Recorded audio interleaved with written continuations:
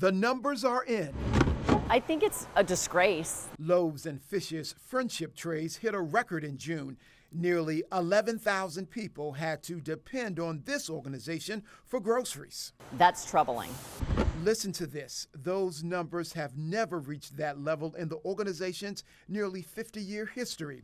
Last year, a little more than 8,500 people served. Tina Postel is CEO. It disheartens me that that many people in our community need to rely on a network of emergency food pantries in order to feed themselves and their family members. What do you think are the reasons that we are in the predicament that we are in?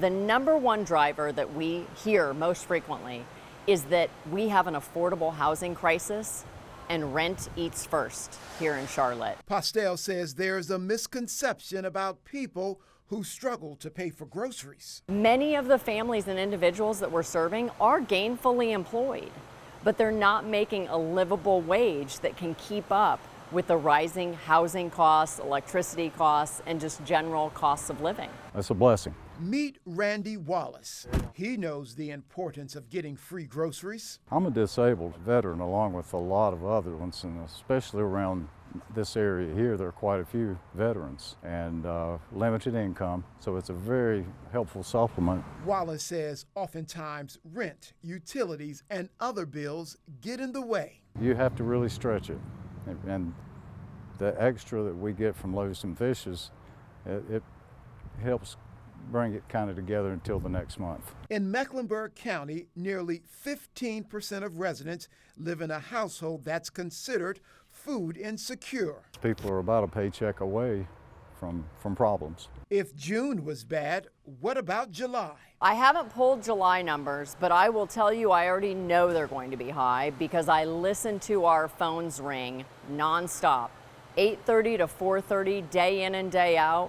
The CEO says they have never turned anybody away and won't start now during what she calls a food insecurity crisis. She says the need is real and is confident the community will come through. The Charlotte-Mecklenburg community has always been generous when we put out a plea for help. This is our plea for help right now. We are having to purchase more food than we've ever had to purchase in our organization's 48-year history. So far this fiscal year, this organization has spent nearly $730,000 on food.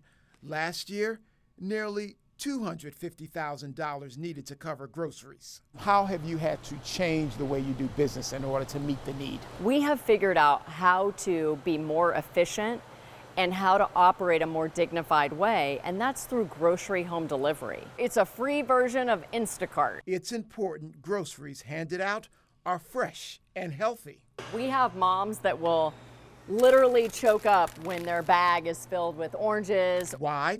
68% of the clientele here suffer from one or more chronic diseases. Food insecure means that they lack regular access to healthy food. What keeps you up at night? In all honesty, what keeps me up at night is the mother that's too afraid to make the phone call, too embarrassed that she doesn't have enough food to feed her child, or the senior that's sitting at home and going to bed hungry because they can't afford groceries. In Charlotte, Dedrick Russell, WBTV, on your side tonight.